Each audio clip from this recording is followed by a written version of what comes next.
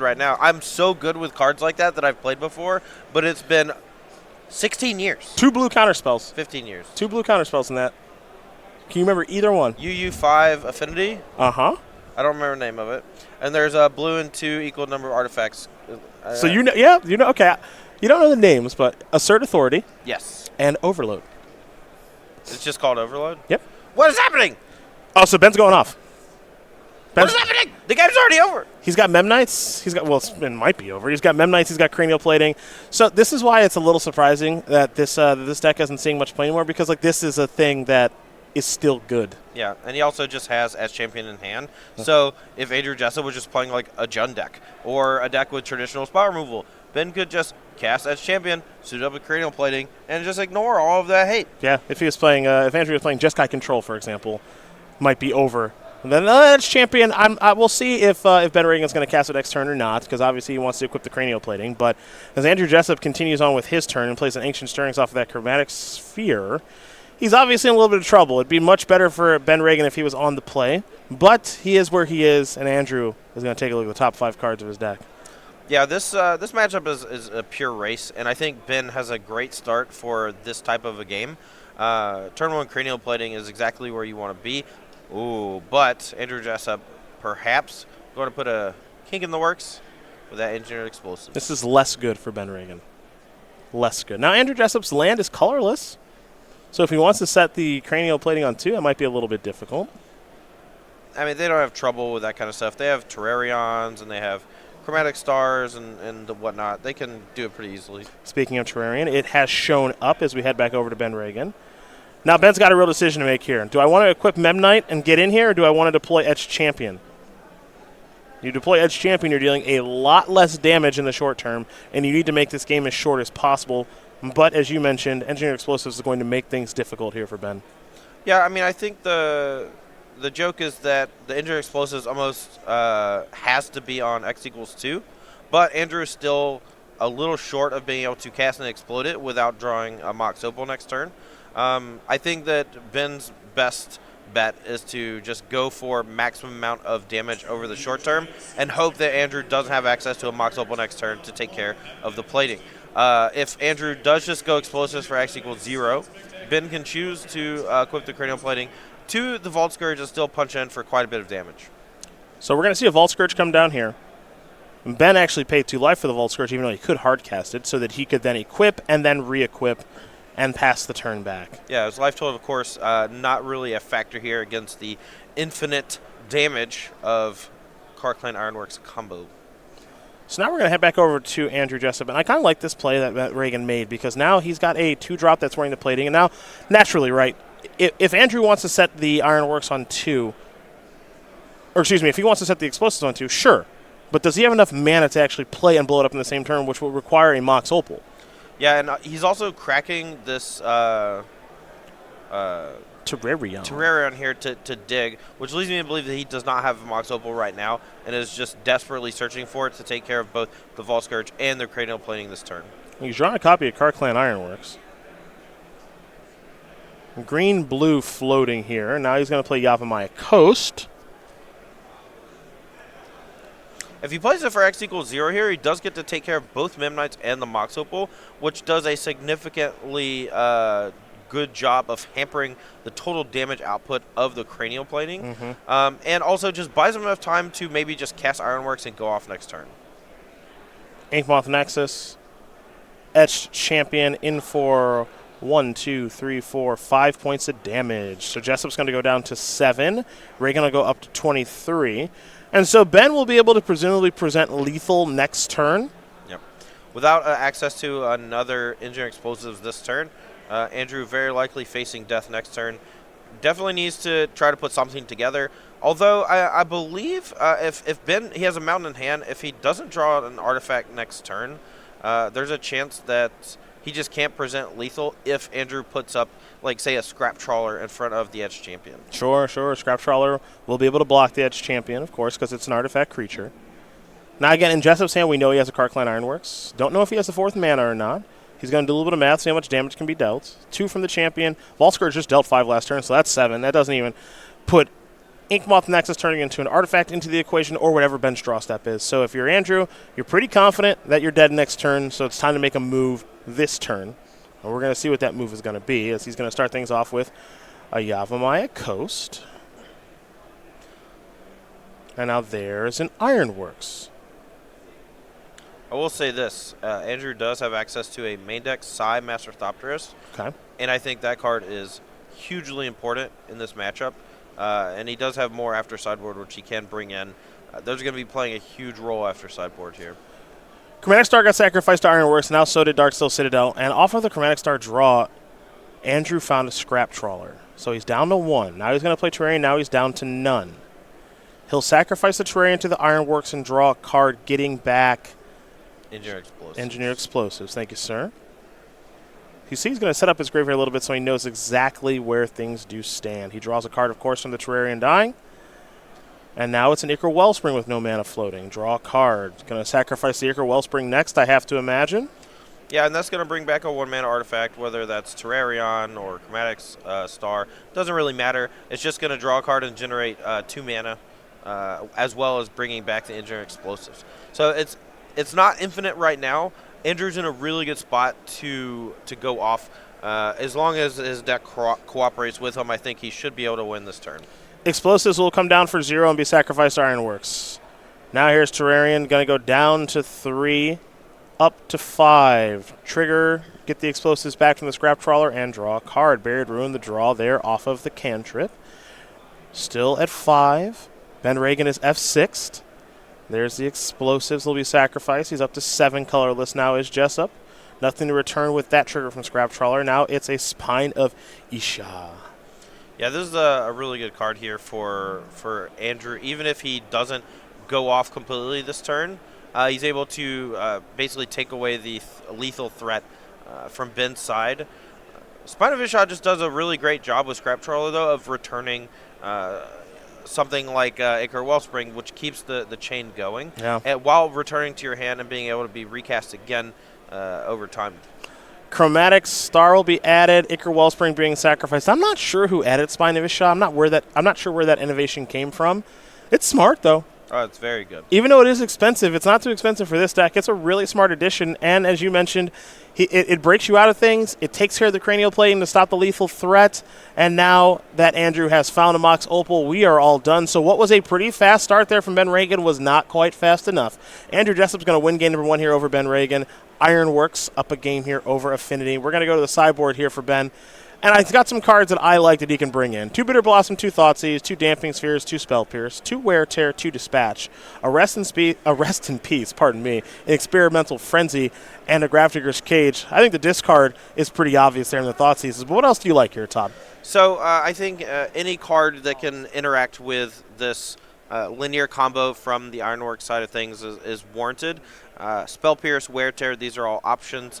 Rest in Peace can play a role, though it does turn off the Arcbound Ravager shenanigans of the Ben Ragan Affinity deck. So those are all of the options. I'm not sure exactly which ones he's going to prioritize. As an Affinity player, you don't want to board more than 4 or 5 cards in any given matchup because it starts to dilute your overall strategy. But I think Ben needs to keep in his Galvanic Blast in this matchup to be able to take care of Psy Master Thopterist out of the Ironworks deck, which means his ability to sideboard is going to be extremely limited without taking away from his overarching game plan. Also, dealing 4. I don't hate dealing 4. Oh, no, it's great. Yeah, I mean, this is just a flat-out race like you mentioned, and you saw part of the power, and you talked about this during the pregame show, you're a little tired of Ancient Stirrings. I get that. Ancient Stirrings is the reason that Jessup was able to win that game probably, right? Found the explosives.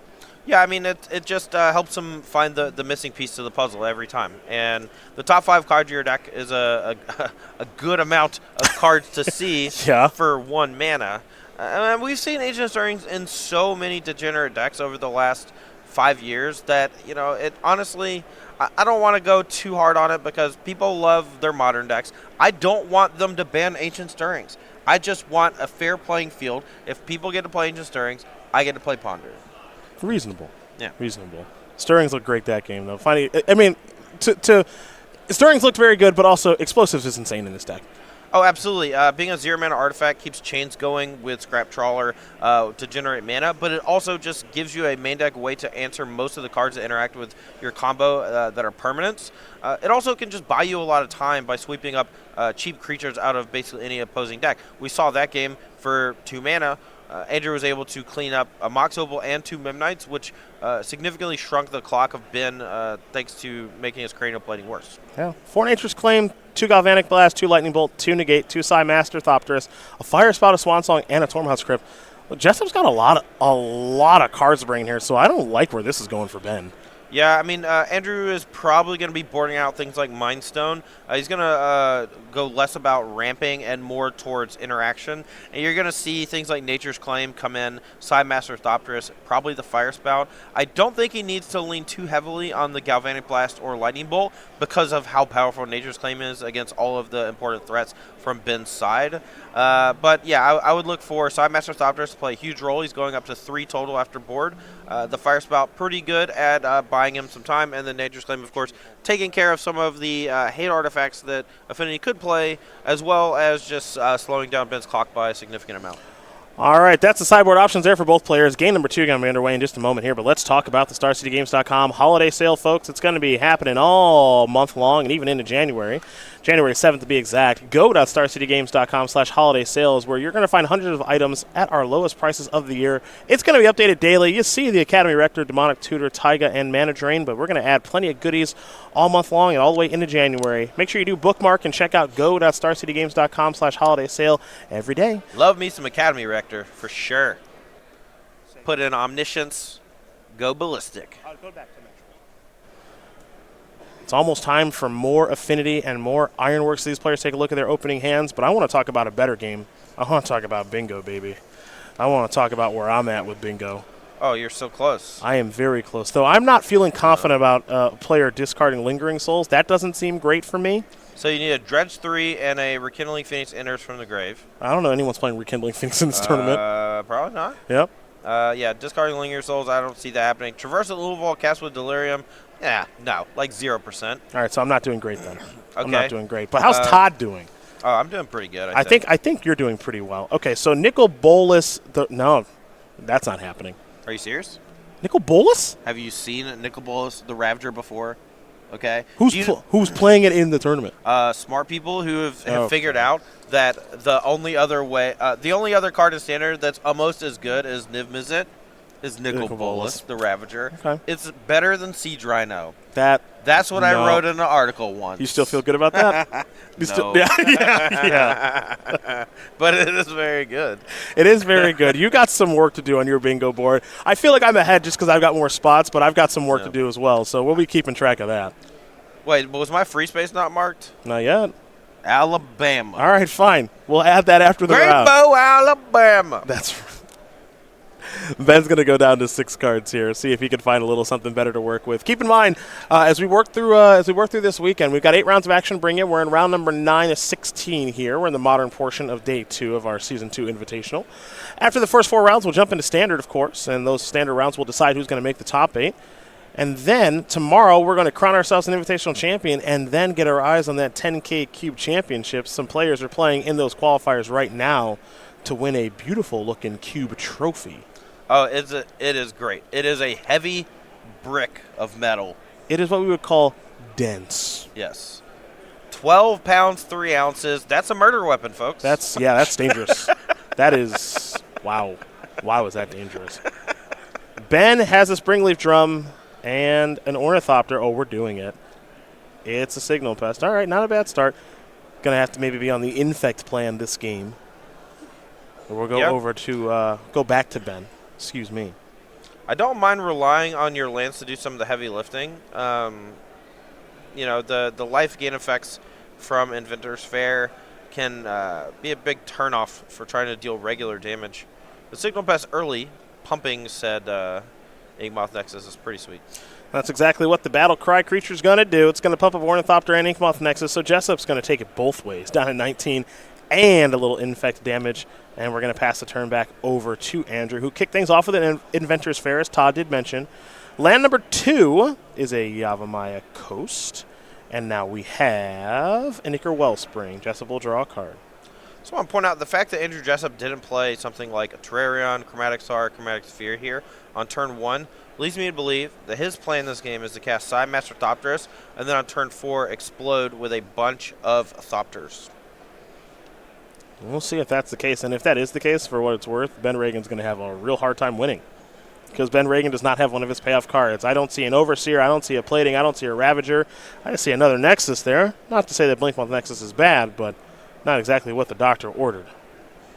Now Ben actually has to choose. Do you want to go for infect damage, or do you want to try to push as much regular damage as possible? Because he can activate a Blinkmoth and pump it. Mm-hmm.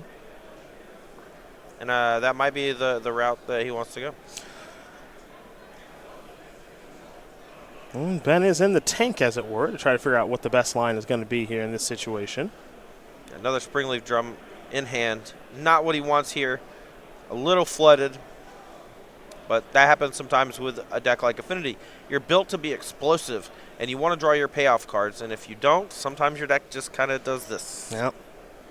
But it might be good enough. If Andrew doesn't play Master Thopterus next turn, Ben is presenting a lot of pressure. The Signal Pest represents a significant amount of damage.